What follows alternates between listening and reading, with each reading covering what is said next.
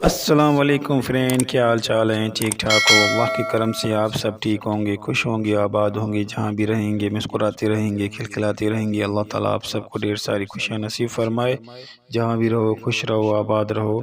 Friend, इस video में हम दिखाने वाले हैं ये जो चावल का फसल हो रहा है वो हम दिखा रहे हैं आपको। हम जा रहे थे अभी, आप देखिए इसकी रिकॉर्डिंग की।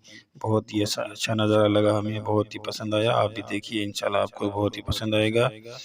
ये अभी आप देख रहे हैं, ये हमारे विलेज से लेकर लारकाना तक ये जो सारा का सारा ये नज़ारा आप देख रहे हैं। आज का जो व्लॉग है वो हम आपको दिखा रहे हैं। आप देखिए ये इधर कितना प्यारा मौसम लगा पड़ा है। सुबह सुबह का मौसम है, बहुत ही ठंडा ठंडा मौसम लग रहा है। हमें तो बहुत ही मज़ा आ रहा है। आपको भी इंशाल्लाह बहुत ही अच्छी वीडियो लगेगी। अगर ये वीडियो आपको पसंद आए तो बड़ा मेहरबानी करके कमेंट्स करके, लाइक करके और चैनल को ज़रूर सब्सक्राइब कीजिएगा। और कमेंट में ज़रूर बताइए ये वीडियो आपको कैसी लगी। चलिए फ्रेंड, किसी और वीडियो में मिलेंगे। ओके, खुदा हाफिज़।